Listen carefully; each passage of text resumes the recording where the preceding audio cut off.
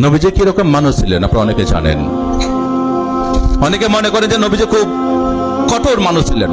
না, নবীজি হযরত মুহাম্মদ সাল্লাল্লাহু আলাইহি ওয়াসাল্লাম তিনি ছিলেন পয়গম্বর, মানুষের প্রতি অত্যন্ত দরদি।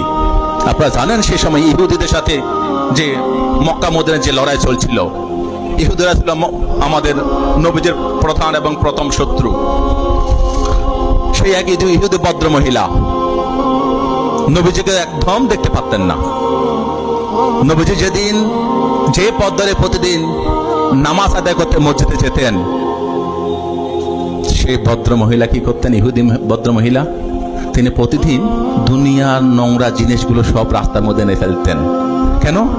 নবীজি তো উঁচু পা করে নামাজ পড়তে যাচ্ছেন, তার প্রতিমধ্যে যদি ময়লা থাকে তাহলে তার নাপাক হয়ে যাবেন, নামাজ জায়েজ হবে না। সে ভদ্র মহিলা, ইহুদি ভদ্র মহিলা তাই ভাবতেন। কিন্তু নবীজি তিনি তো মন শুদ্ধ, অন্তর শুদ্ধ, তিনি গিয়ে নামাজ আদায় করতেন। প্রতিদিন তাই হতো, প্রায় চলছিল।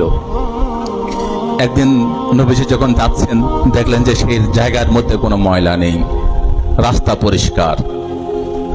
নবীজি ভাবলেন কি হলো, এই ভদ্র মহিলা কোথায় গেলেন, যিনি প্রতিদিন আমার নামাজে যাওয়ার পথে ময়লা ফেলতেন, খাদা ফেলতেন, নোংরা ফেলতেন। তিনি খবর নিলেন তিনি কোথায় থাকেন।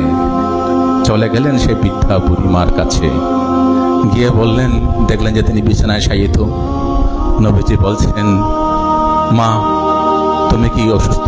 বলছে, হ্যাঁ বাবা, তুমি কে? বলছে, আমি সেই হযরত মুহাম্মদ, যিনি প্রতিদিন নামাজ আদায় করতে যাওয়ার সময় তুমি নাপাক করার জন্য ময়লা ফেলতে। আজকে আমি দেখলাম রাস্তার মধ্যে কোনো ময়লা নেই, কোনো কাদা নেই। আমি বুঝতে পারলাম তুমি আর কোনো ক্ষতি হয়েছে, তোমার কোনো অসুবিধা হয়েছে, তাই তোমাকে আমি দেখতে ছুটে আসলাম। আমি আল্লাহর কাছে দোয়া করছি, মা তুমি সুস্থ হয়ে যাও, তুমি ভালো হয়ে যাও। এটাই হচ্ছে নবীজি। নবীজির এই আদর্শটা আমাদের কাছে উদ্দেশ্য, এই নবীজির এই আদর্শটা আমাদের কাছে আদর্শ। এই আদর্শের মধ্য দিয়ে নবীজি ভারত, শুধু মক্কা মদিনা নয়, সারা বিশ্বকে ইসলাম ধর্মের মধ্যে প্রবর্তিত করেছিলেন। সেই নবীজির নামে পরিচিকর মন্তব্য যাকে নিয়ে করলেন, মা আয়েশা। তিনি ছিলেন তৎকালীন সর্বশ্রেষ্ঠ গুণী ভদ্র মহিলা। আপনারা অনেকে জানেন যে আমাদের নবীজির প্রায় 11 জন বিবি ছিল, তার মধ্যে সবচেয়ে কনিষ্ঠ ছিলেন আয়েশা মা।